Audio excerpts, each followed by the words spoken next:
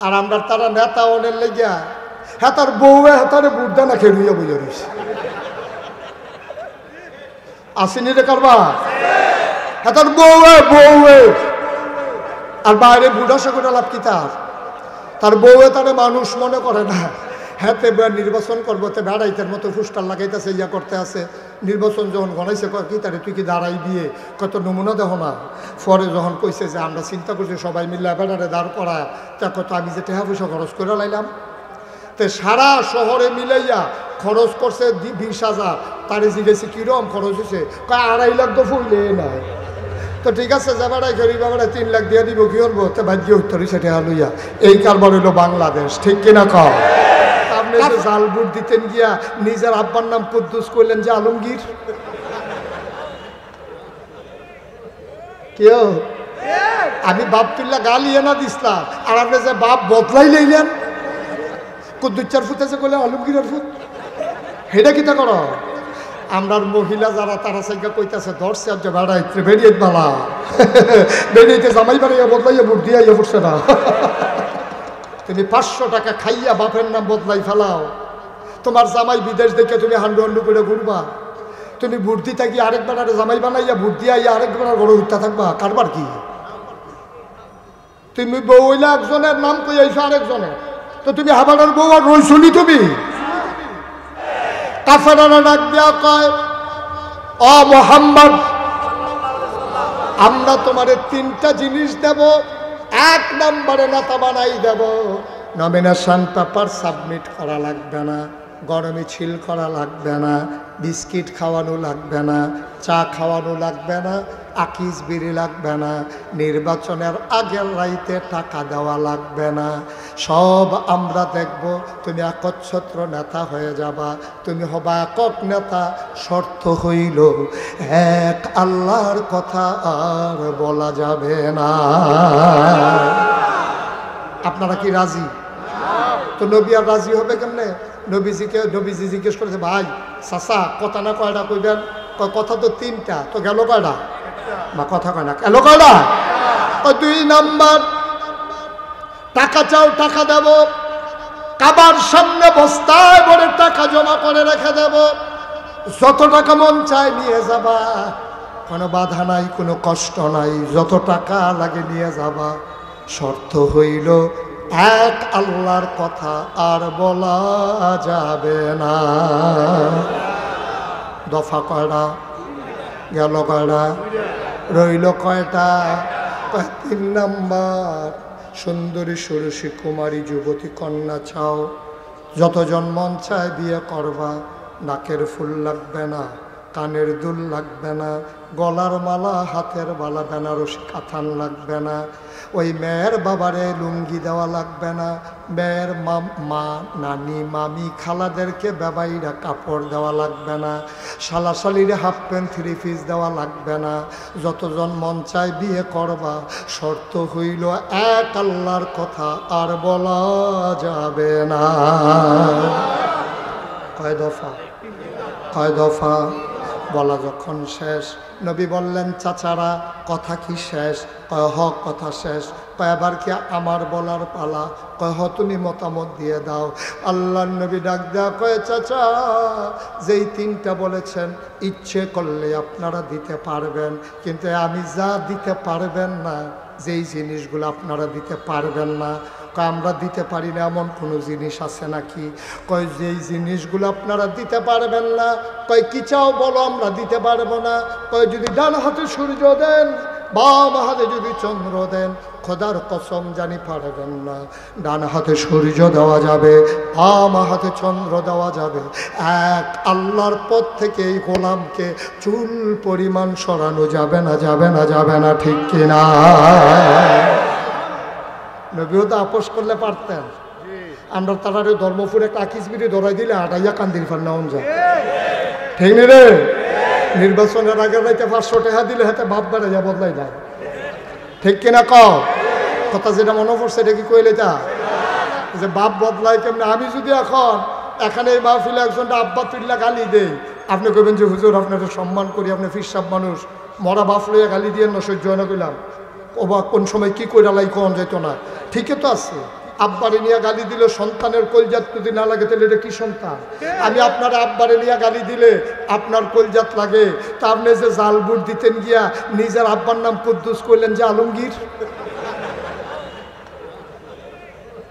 কেউ আমি বাপ তুল্লা গালি এনা দিসলাম, আর আপনি যে বাপ বদলাই লইলেন কুদ্দুচ্চার ফুট আছে বলে আলমগীরের ফুট, সেটা কিতা করো?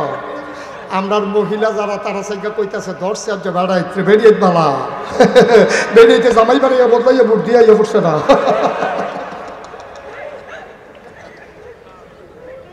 আপনাকে মানুষ রয়েছি নি বেড়া, আপনাকে মানুষ রয়েছি। আমাদের নৈতিক মান শিয়াল কুকুরের চাইতে নিচে নেমে গেছে, ঠিক কিনা বলো? তুমি 500 টাকা খাইয়া বাপের নাম বদলাই ফেলাও, তোমার জামাই বিদেশ দেখে তুমি হান্ডু হান্ডু করে ঘুরবা, তুমি বুদ্ধি থাকি আরেকবার আরে জামাই বানাইয়া বুদ্ধি আইয়া আরেকবার গড়ে উঠতে থাকবা, কারবার কি? তুমি বউ হইলে একজনের নাম কই আইছো আরেকজনের, তো তুমি হাবাড়ার বউ আর রইছনি তুমি? একটু চিন্তা করেন আব্বা, একটু চিন্তা করেন। ওয়ালা তুতিল কাফিরিন ওয়াল মুনাফিকিন, কাফের মুনাফিকদের অনুসরণ অনুকরণ করা যাবে না, এটা আল্লাহর কথা, ঠিক কিনা বলো? কষ্ট হইতেছে বুঝো, ছেড়ে দেওয়া দরকার। আল্লাহর নবী কোনোভাবেই যখন কাফেরদের সাথে আর পারছিলেন না, আল্লাহ তাবারক ওয়া তাআলা ইশারা দিলেন, নবী গো যে কোনো সময় চলে যাওয়া লাগবে, যে কোনো সময় চলে যাওয়া লাগবে, প্রস্তুত থাকেন। আল্লাহ নবী ডাক দিয়া আবু বকরকে কানে কানে কয়, আবু বকর, ও আবু বকর চলে নাকি যাওয়া লাগবে, তুমি একটু তৈরি থেকো। আবু বকর কথাটা মনে রেখে দিয়েছে, বাড়িতে গেলেন, 2টা উট কিনলেন বাজার থেকে, কোনো এক ইহুদির বাড়িতে উটগুলো দিলেন লালন পালন করার জন্যে। উটগুলা বড় হয় আর আবু বকর দরজায় পিঠ লাগাইয়া ঘুমায়। নবী বলছেন তৈরি থেকো, আর আবু বকর দরজায় পিঠ লাগাই দাঁড়াই থাকে সারা রাত। আবু বকরের স্ত্রী ডাক দিয়া কয়, আপনি কি মরে যাবেন? আপনি কি পাগল হয়ে গেছেন? এইভাবে দরজায় দাঁড়াইয়া দাঁড়াইয়া ঘুমানো যায়? আপনি বিছানায় আসেন। আবু বকর কয় না, নবী বলছে রেডি থাকার জন্য, তো ডাক দিলে উঠবেন, সমস্যা কি? আবু বকর সিদ্দিক ডাক দিয়া কয়, বিবি গো আমি যদি বিছানায় যাই আর শক্ত ঘুম দিয়ে ফেলি, আমার নবী যদি একবারের জায়গায় 2বার ডাক দেওয়া লাগে, আমার কলিজায় বানবে না গো বিবি। এই জন্য দরজায় দাঁড়িয়ে আছি, ডাকটা দিতে দেরি যেন সজাগ হতে দেরি না হয়। আপনি কি দেখবে দরজা বিছানায় ঘুমাইলে আপনি কি উঠতে পারবেন না? কয়েকটা সেকেন্ড দেরি আমার সহ্য হবে না, আপনি তো অসুস্থ হয়ে যাবেন। আবু বকর সিদ্দিক ডাক দিয়া কয়, না ঘুমাইয়া অসুস্থ হয়ে যাওয়া ভালো, আমার নবীরে কষ্ট দিলে আমার হৃদয় মানবে না। ঠিক ঠিক তিনি দরজায় দাঁড়িয়ে আছেন, আল্লাহ নবী আস্তে করে নক করলেন, আস্তে করে ডাক দিলেন, আবু বকর। নবীজি বল, আবু বকর সিদ্দিক কয়, লাব্বাইক ইয়া রাসূলুল্লাহ। দরজা খুলে দিলেন, নবী চমকে উঠলেন, থমকে দাঁড়ালেন। নবী আশ্চর্যান্বিত হয়ে গেলেন, এ কেমন আজব মানুষ, মাঝরাতে একটা মাত্র ডাক দিলাম, কেমন করে টের পাইলা বুঝলাম না। আবু বকর রে, ও আবু বকর তুই কি ঘুমাস না? আবু বকর ডাক দিয়া কয়, নবী গো আপনি বলার পর থেকে এই পিঠ আর বিছানায় লাগে।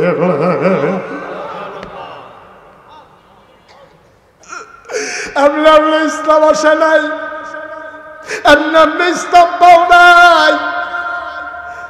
ইসলামকে কোনো দিনের সাথে সম্পৃক্ত করা যাবে না। আমরা মনে করি 12ই রবিউল আউয়াল আসলে একটা মিছিল বার করলাম, সবাই মিলে জিলাপি খেলাম, ইসলাম বোধহয় শেষ। না ভাই, ইসলাম শেষ না।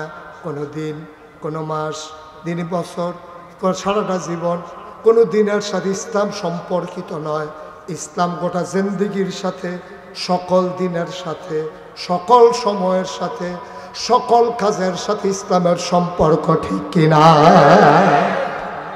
আমরা মনে করি বছরে একবার একটা মিছিল বের করলাম, সবাই মিলে কান্দির পার গেলাম, নবীর জীবনী, নবীর ঈদে মিলাদুন্নবী পালন করে আমরা সবাই এসে আর নামাজের খবর নাই। আর নামাজের খবর নাকি যেই দিন মিছিল করছে সেই দিন নতুন নাই।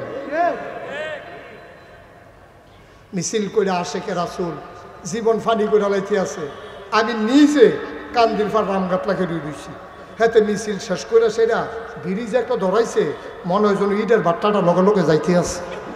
আমি যে গেলাম ভাই আসরের নামাজ, আপনার হুজুরটা বেশি বেড়ে গেছেন, আপনার আসর নামাজ এগুলো নবীলে জীবন দিয়ে লাইতে আসি নামাজ। সে বুঝেই নাই, সে নবীর আশা করে, সে বুঝেই নাই, সে বুঝেই নাই। আরো সহজ করে বলি, হ্যাঁ একেবারে সহজ, পানির মতো সহজ। এই আপনার 3 ছেলে, এক লোকের 3 ছেলে, বড় 2টা ভালো, এবারে সবাই মিলে মসজিদ কমিটির সভাপতি বানাইছে। সুইটার আর নামাজ টামাজ পড়ে না, তো সুইটারে লইয়া অনেক ইমাম সাহেব ইয়া সভাপতি সাহেব এই যে 8টা 4টা কেড়ে, হ্যাঁ আমরা তা নামাজ নাই, নামাজের সময় মসজিদের সামনে দিয়ে আরে সভাপতি সব খুব কষ্ট পাইতে আছে এটারে লইয়া। তো আল্লাহর কাছে কান্তাছে, আল্লাহ ও 3টা ফলা দিলা, একটার লেগে আমি বেজ্জুত হইতে আছি, তারে কুদুর মর্সা দিয়া ঘুরাই দিলে তো কারবারটা ঘুরতেছে কে তে রাস্তায় রাস্তায় না 8টা মসজিদে ভিক্ষা লাইলো, আর ইমাম সাহেব এবারে আমার জিগায় না, কুদুর লাইন করে দাও না আল্লাহ। এই কান্দাকাটি করে প্রত্যেক দিন ডাহারাই করে। তার যেই ঘরতে ঘুমায় এটা আবার টিনের বেড়া, তো এবারে আওয়ানের সময় ফজরের টাইমে টিনের বেড়ার ভিতরে একটা টান দিয়া গড়গড়ি গড়গড়ি আওয়াজ করে আরে ফুট নামাজ পড়তে আয়। তো একদিন সেই টাকা আব্বা আপনি বেশি শুরু করছেন, আপনার লেগে ফজরের টাইমে ঘুমাইতাম পারি না, আপনি আমার বয়সে কি করছেন সাসারে জিজ্ঞেসতাম, শুনছি সব। ওখানে আপনি সভাপতি হইয়া আমার জ্বালাইতে আছেন, আমার বয়সে তো আপনি কিতা করছেন সব খবর পাইছি, সাসারতে জিজ্ঞেসলাম। হ্যাঁ বেটা সরবে আর তারে ডাকও দেয় না, সাইডা দিছে আল্লাহ রাত। আমরা তারা যখন আর পারে না তখন আল্লাহ রাত সারে। 50 টাকা নোটটা যে পড়ে গেছে গা, এবার আধা ঘন্টা লাগাইয়া মোবাইলের লাইট দিয়ে বিচারছে, মোবাইলের চার্জ গেছে গা, বাইতে টর্চ লাইট আনছে, সেই টর্চ লাইটের চার্জ গেছে গা, বেড়া বেড়ি হবলে ইয়া বিচারছে, ফজরের আগে দিয়া যাইতে আছে আর কইতাছে আল্লাহর হস্তে দিয়া গেলাম গা। ফায় না তো দিব, কষ্ট হইতে আছে বোধ হয়, নাউজুবিল্লাহ কইতেন না।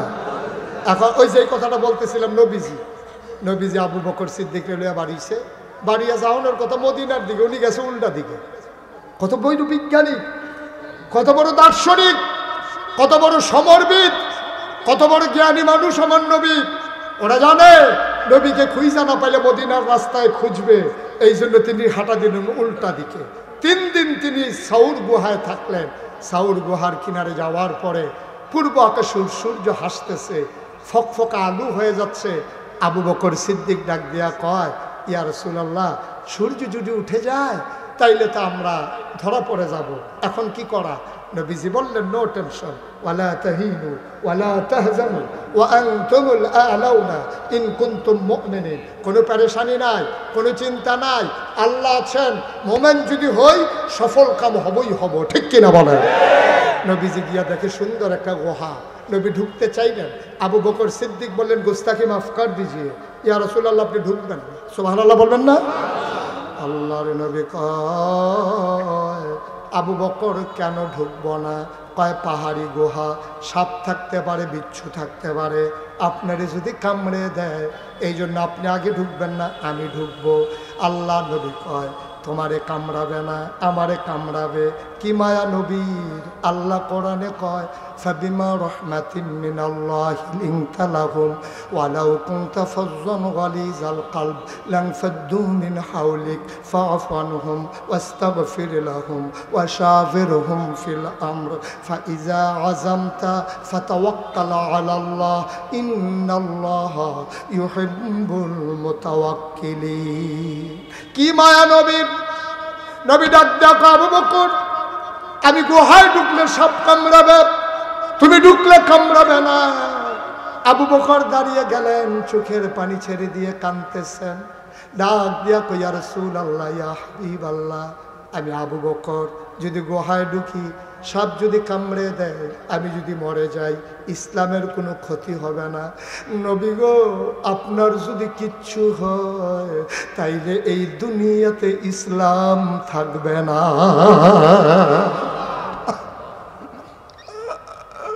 আমি মরে গেলে কোনো সমস্যা নাই, আপনি নাই তো ইসলাম নাই। এই নবী চলে গেলেন মদিনায়। মক্কায় নবীর একটা পাগলা ভক্ত ছিল, আশেকে রাসূল ছিল, তার নাম হইল আব্দুর রহমান ইবনে আউফ। বড় ফ্যাশনেবল মানুষ ছিলেন, অনেক দামি আতর তিনি ব্যবহার করতেন। এত দামি আতর মক্কায় কেউ ব্যবহার করতেন না। একটা পাঞ্জাবি একবারের বেশি তিনি দুইবার গায়ে দিতেন না। এই আব্দুর রহমান ইবনে আউফ তিনি ঘর থেকে বের হলেন। ঘর থেকে বের হয়ে সকালবেলা নবীর ঘরের দরজায় গিয়ে ডাকলেন, আসসালাতু আসসালামু আলাইকা ইয়া রাসূলুল্লাহ। ঘর থেকে একজন কয়, কে ডাকে? নবী তো ঘরে নাই। কয়, নবী গেছে কই? কয়, আমরা বলতে পারবো না কই গেছে।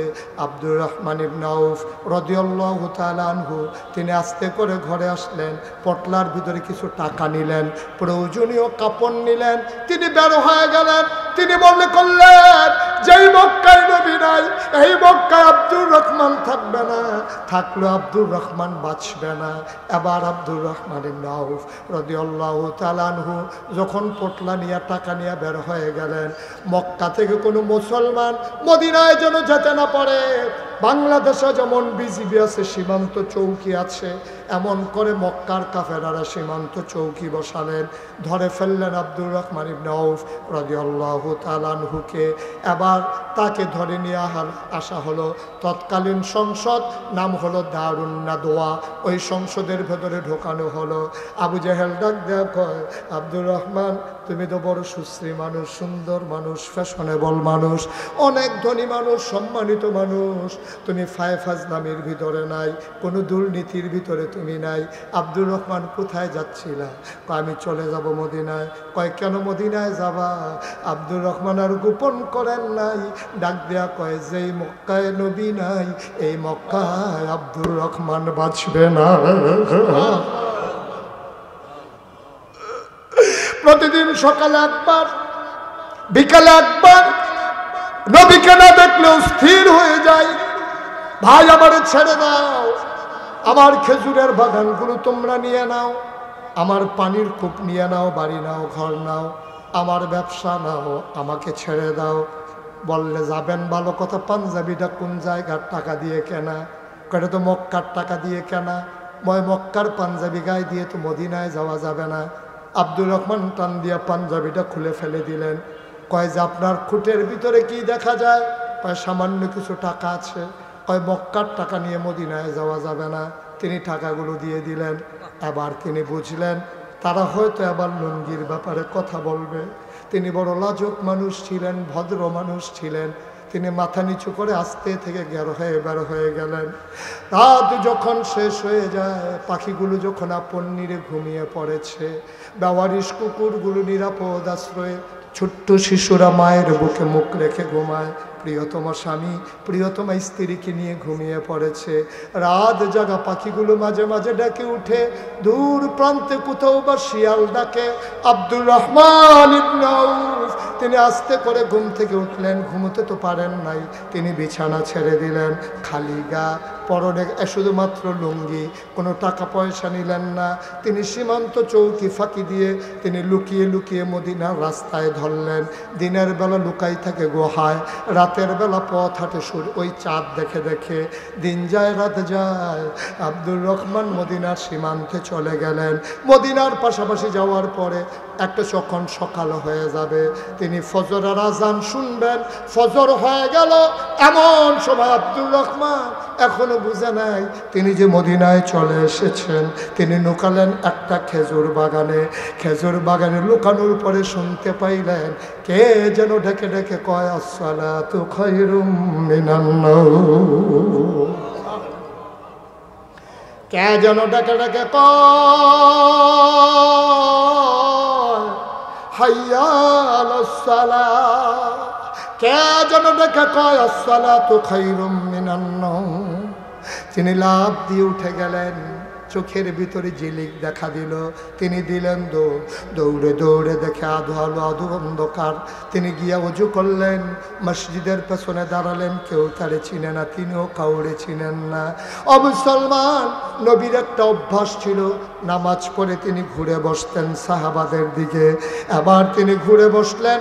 তিনি সবাইকে জিজ্ঞেস করলেন, কেমন আছো তোমরা? সবাই বলে, ইয়া রাসূলুল্লাহ ভালো আছি।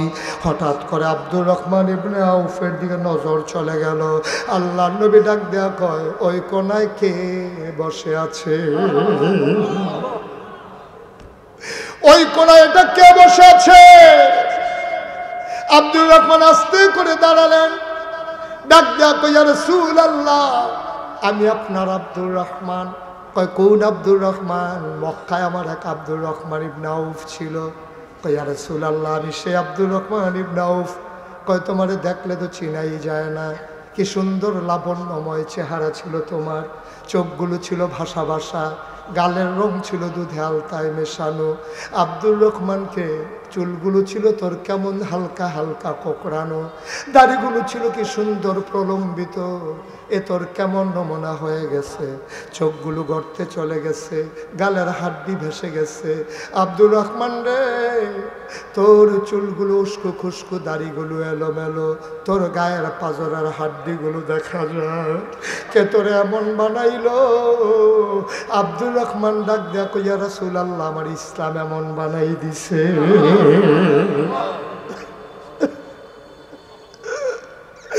আল্লাহর নবী আব্দুর রহমান আমার কাছে আয়। তিনি মিম্বার থেকে নামলেন, হাত দুটি লম্বা করে বাড়াই দিলেন, সাহাবারা মাঝে দিয়া রাস্তা করে দিলেন। আব্দুর রহমান মৃদু পায়ে মাথা নিচু করে সামনে আগায়, টপ টপ করে তার চোখের পানিগুলো পড়ে। আল্লাহর নবী হাত বাড়িয়ে দিলেন, আব্দুর রহমান লাফ দিয়া নবীর বুকের মাঝে পড়ে গেলেন। নবী শক্ত করে ধরলেন, আব্দুর রহমানও নবীকে ধরলেন। আব্দুর রহমান নাক ঘষতেছে নবীর বুক মোবারকে, ঘষে ঘষে নবীর গায়ের জান্নাতি গন্ধ নিতেছে।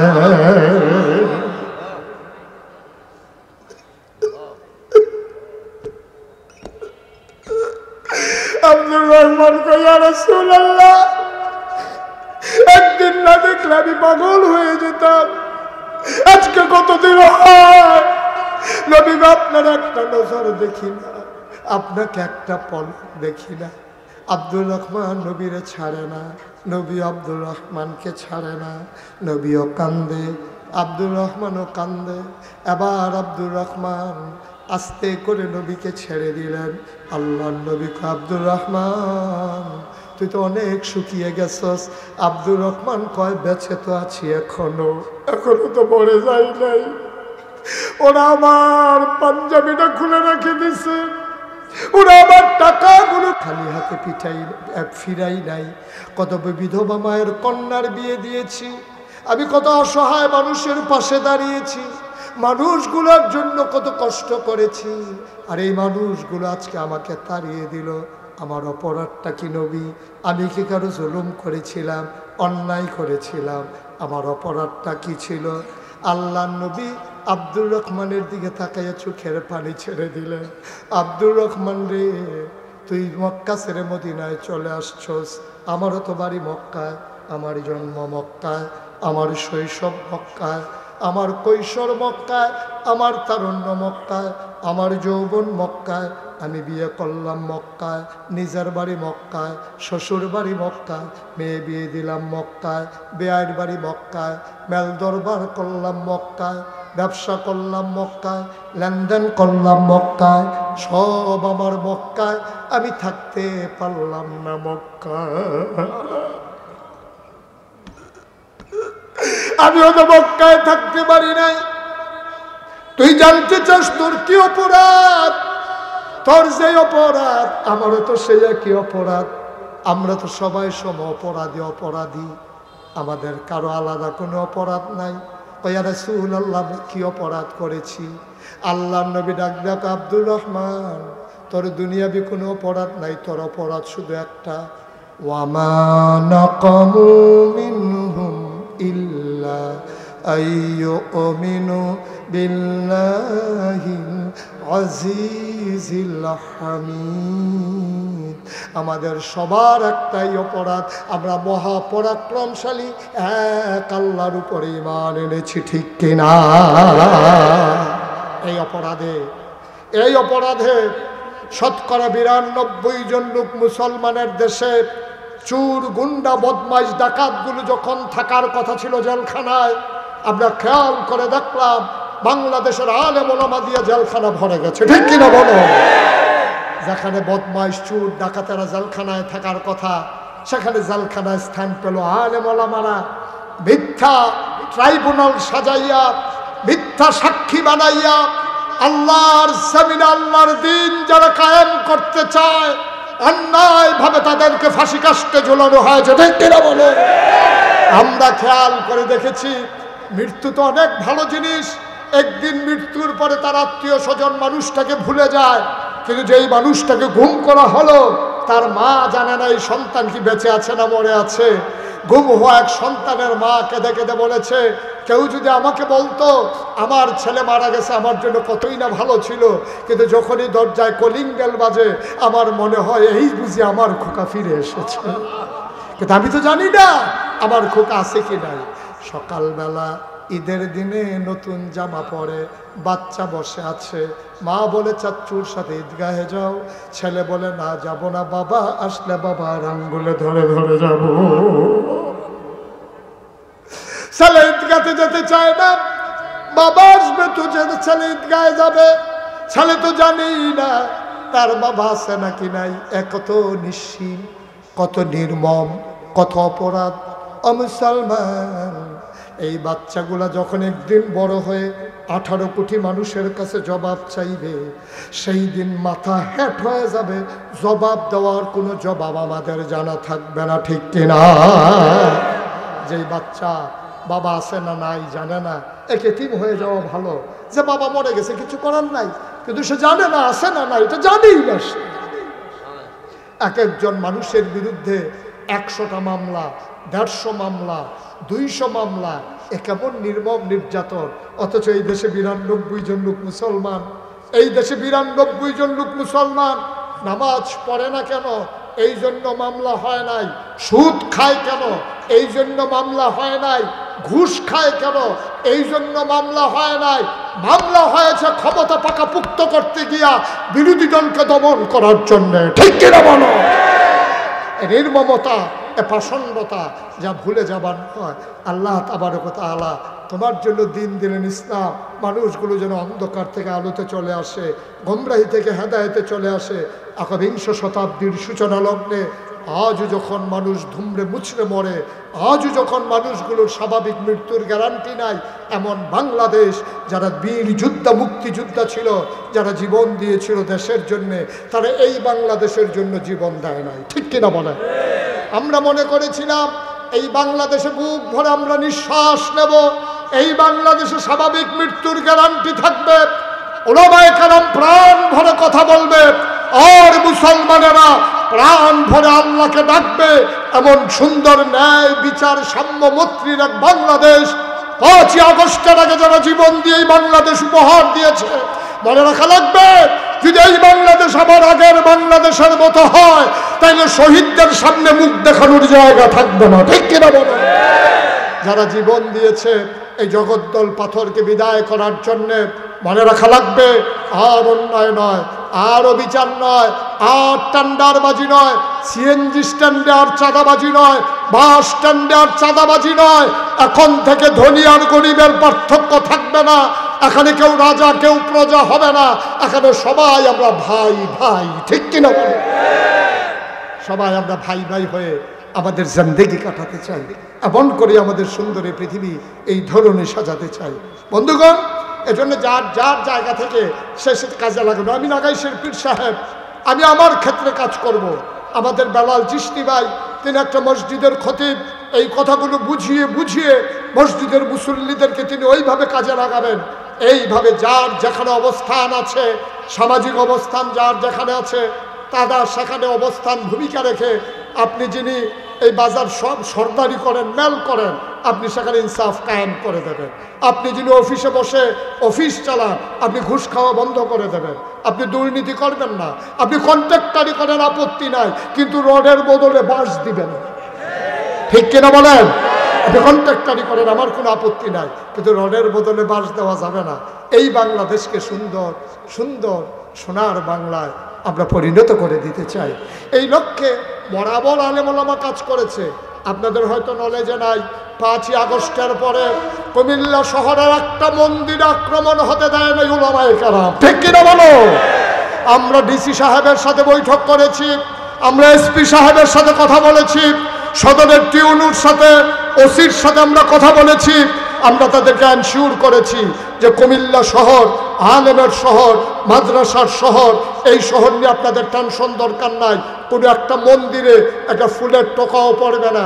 আমরা মন্দিরগুলো ভিজিট করেছি, আমরা মন্দিরে মন্দিরে পুরোহিতদেরকে আমরা এনশিওর করেছি আপনারা আমাদের ভাই, আপনাদের উপরে কেউ আঘাত করবে না। মোবাইল নাম্বার দিয়ে এসেছি, রাতের 3টা হোক ফোন দেবেন, মেহো না। মুশতাক ফয়েজি আছে আপনাদের সাথে, শুধু আমি না, এমন করে প্রতিটা আলেম ওলামা, মসজিদের খতিব, মাদ্রাসার মুহতামিম, মাদ্রাসার প্রিন্সিপাল সবাই মিলে যৌথ প্রচেষ্টার মাধ্যমে আমরা কুমিল্লাকে একটা নিরিবিলি শহরে পরিণত করেছি। ইনশাআল্লাহ যতদিন আমরা বেঁচে থাকবো কুমিল্লাকে সাম্য মৈত্রীর এক দৃষ্টান্ত হিসেবে রাখতে চাই, ঠিক কিনা বলেন? কুমিল্লা পথিকৃত হবে, কুমিল্লা এগিয়ে ছিল, এগিয়েই থাকবে। কুমিল্লাকে পিছিয়ে দেওয়ার কারো সুযোগ নাই। কুমিল্লা নামের সাথে কারো না কারো অ্যালার্জি থাকতে পারে, ঠিক কিনা বলো? কিন্তু মনে রাখবো আমরা কুমিল্লার মানুষ, আমরা সব ঝড় ঝাপটা সব কিছু পেছনে ফেলেই এগিয়ে যেতে জানি, এগিয়েছিলাম, এগিয়ে আছি, এগিয়েই থাকবো আমরা ইনশাআল্লাহ। বন্ধুগণ, আপনারা জানেন যে আমার নামের সাথে আমার বাসা কিন্তু আপনাদের পাশে, আমি কিন্তু আপনাদের প্রতিবেশী। অশোকতলায় আমার বাসা, আমি এদিক দিয়ে অনেক সময় আসা যাওয়া করি। হয়তো তখন আপনারা বুঝেন না এই ডে যে হেইডা, হয়তো তখন বুঝেন না আর কি, মনে করছেন কোনটা জানি কোনটা, হ্যাঁ এই ডে হেইডা আর কি। হ্যাঁ, আপনারা দেখেছেন মুশতাক ফয়েজি পীর সাহেব, আমি কিন্তু পীর হতে চাই নাই। আল্লাহ তাবারক ওয়া তাআলা কাঁধে দায়িত্ব দিয়েছেন। আমার দরবারে যারা গিয়েছেন দেখেছেন 18 একর জায়গার উপর আমার কমপ্লেক্স। আমাকে দাওয়াতদের জন্য এক গ্রুপ পুরো চলে গেছে। কে কে গেছিল? ওই যে অনেকে মিলে আমাকে দাওয়াতদের জন্য গেছে, তারা দেখে আসছে। আমার দরবারে 10টা প্রতিষ্ঠান, একটা খানকা, একটা দাখিল মাদ্রাসা, একটা নুরানি মাদ্রাসা, একটা হাফিজিয়া মাদ্রাসা, একটা ধাতব্য চিকিৎসালয়, একটা গণপাঠাগার, একটা গবেষণাগার, একটা ছাত্রাবাস, একটা ইয়াতিমখানা, একটা মসজিদ। সোশ্যাল মিডিয়ায় আপনারা দেখেছেন যে আমার একটা দৃষ্টিনন্দন স্থাপত্য শৈলী মণ্ডিত মুসলিম বিশ্বের এক অনন্য নিদর্শন আমার একটা মসজিদের কাজ আমি ধরেছি। এই মসজিদ কিন্তু যেমন তেমন মসজিদ না, এটা নিচতলায় হাসপাতাল, দোতলায় 3তলায় মসজিদ। পৃথিবীতে কেউ এই পরিকল্পনায় মসজিদ করে নাই। আমার পরিকল্পনা হলো নিচতলায় অসুস্থ মানুষ চিকিৎসা নেবে শরীরের, আর দোতলায় 3তলায় চিকিৎসা নেবে মনের। সুবহানাল্লাহ বলবেন না? শুধু মসজিদ করার লোক অনেক আছে, কিন্তু হাসপাতাল, ফ্রি হাসপাতাল বাংলাদেশে খুব কম। আমার দুঃখী মানুষেরা চিকিৎসার অভাবে আজকে মারা যাচ্ছে। আমি অজপাড়া গায়ের মানুষ, আমি গ্রামের মানুষ, আপনাদেরও প্রতিবেশী। আমি সেই হাসপাতাল এবং মসজিদ বিনির্মাণে যে প্রাক্কলিত ব্যয় ধরেছি, ওটার ব্যয় হচ্ছে 30 কোটি টাকা। যখন 30 কোটি টাকার এই বাচ্চাদের মসজিদের কাজ ধরা হয়েছে, তখন আমি নিয়ত করেছিলাম আমি মুশতাক ফয়েজি 33 বছর মুশতাক এই বাংলাদেশে মাহফিল করি। প্রতি বছর সারা বছরই আমার মাহফিল থাকে এই বাংলাদেশের বাইরে দেশে। আমি নিয়ত করেছি যে 30 কোটি টাকার মসজিদ করব। এই মসজিদ বিনির্মাণে আমি মুশতাক ফয়েজি 1 বছর মাহফিল করে যত টাকা হাদিয়া পাই, পুরো 1 বছরের হাদিয়া আমার মসজিদ আমি দিয়ে দেবো ইনশাআল্লাহ। আমি 25 লক্ষ টাকা দিয়া তারপরে মসজিদের কাজ ধরেছি। 25 লক্ষ টাকা দিয়া আজকে পর্যন্ত মসজিদে খরচ হয়েছে 4 কোটি 19 লক্ষ টাকা। গত কয়েকদিন আগে আমার মাহফিল ছিল ঢাকা গুলশান জিলপাড়ে। আমি যখন মসজিদের কথা বলেছি, সবাই মিলে সামান্য সামান্য কিছু কিছু শরিক হয়েছে। গুনে এনে দেখি 1,38,000 টাকা হয়ে গেছে। মারহাবা বলবেন না? সবাই মিলে চেষ্টা করলে দাঁড় করিয়ে ফেলা অতি সহজ। 30 কোটি টাকা কোনো টাকা না, হয়ে যাচ্ছে ইনশাআল্লাহ। কত ভিক্ষা করা মহিলা, কত রিক্সাওয়ালা শ্রমিক জনতা, কতভাবে কত টাকা এখানে হাজির হয়ে গেছে। আল্লাহ যেন কবুল করে, সবাই পড়ে আমিন। আপনারা আমার প্রতিবেশী, আমার নিজের জেলা কুমিল্লার মানুষ। আপনারা এখানে যারা আছেন, আমার এই দৃষ্টিনন্দন মসজিদ বিনির্মাণে অসহায় মানুষের পাশে দাঁড়ানোর জন্যে, চিকিৎসা সেবাকে উন্নত করার জন্যে, চিকিৎসাকে আরও এক ধাপ এগিয়ে নিয়ে যাওয়ার জন্য আমি যে পদক্ষেপ নিয়েছি, আমি বিশ্বাস করি আপনারা আমার সাথে আগেও ছিলেন, এই যাত্রায় আপনারা আমার সাথে থাকবেন ইনশাআল্লাহ। আমি সবার কাছে, বাংলাদেশে একমাত্র পীর সাহেব মুশতাক ফয়েজি যে কোনোদিন মুরিদের কাছে হাত পাইতে টাকা নেয় নাই, কোনোদিন একটা টাকা মুরিদ থেকে নেই নাই। পারলে চেষ্টা করেছি মুরিদকে দেওয়ার জন্য। আমি করোনার সময় মানুষের ঘরে ঘরে সাহায্য পৌঁছে দিয়েছি। এই যে কয়েকদিন আগে বন্যা গেল, আমি পরিবার থেকে 15 দিন বিচ্ছিন্ন ছিলাম। আমি পানিতে হেঁটে হেঁটে ঘুরে ঘুরে মানুষের কাছে সাহায্য নিয়ে গেছি। ওরা আমাকে দেখে বলতেছে, হুজুর আপনার মতো মানুষ পানিতে নেমে গেছেন, আমাদেরকে দেখতে আসছেন। আমি বললাম, সারা জীবন তো আপনারা আমার মোবাইলে দেখেন, আমারও দেখা দরকার আপনারা কেমন আছেন। আমি দেখার জন্য পানিতে ভেঙে ভেঙে, এই এলাকার মানুষ আমার সাক্ষী, আমার এই মসজিদটার জন্য আমি সবার কাছে আবদার করলাম, আপনি প্রয়োজনে 2টা টাকা দেন, আপনি প্রয়োজনে 5টা টাকা দেন, আপনি 10টা টাকা দেন, আল্লাহ বরকত দেবে ইনশাআল্লাহ। আল্লাহর নবী বলেছেন, মান বানা লিল্লাহি মসজিদান বানাল্লাহু লাহু বাইতান ফিল জান্নাহ, যে দুনিয়াতে মসজিদ বানাবে আল্লাহ নাকি জান্নাতে তার জন্য ঘর বানাবে। আমি মসজিদের ছাদে উঠে উঠে আকাশের দিকে তাকাইয়া কাঁদি, আল্লাহর কাছে দরখাস্ত দেই, মাওলা ও রব্বে কারীম, এই মসজিদে যারা শরীক হবে তুমি তাদেরকে জান্নাতে ঘর বানাই দিও। যেহেতু এখন এশার নামাজ হবে, এশার পর পর ইনশাআল্লাহ আমাদের দাওয়াতি মেহমান যারা আছেন, অনেকেই আছেন, ইনশাআল্লাহ আলোচনা করবেন, সবাই মিলে আমরা কথা শুনবো। আমার বিরুদ্ধে এই এক অভিযোগ যে মুশতাক ফয়েজি হুজুর ওয়াজ করে গেলে মাহফিল নাকি ভাইয়া যায়। এখন আমারে কি করবে, ও হুজুর রাইতের 12টার সময় আপনি আইবেন, মানে সব ঘুমের তো উঠটাই আমার ওয়াজ শুনবো, আর আমার আর ঘুম লাগতো না। মানে মাইডালা মাইডালা ওনার একটা বুদ্ধি আর কি। আমার এই এলাকার যারা যুবক আছো তোমরা একটু দাঁড়াও, এই যারা পারেন এই 1000, 2000, 5000, 100, 200 একজন লোকও খালি যাওয়া যাবে না, 2টা টাকা হলেও দেবেন। এটা আমার আবদার, এটা আমার আবদার, আমার প্রাণের আবদার। আল্লাহ কবুল করবে ইনশাআল্লাহ। মসজিদে দেবেন, আমাকে না, আমাকে দেওয়ার দরকার নাই। যারা এখানে যুব নেতা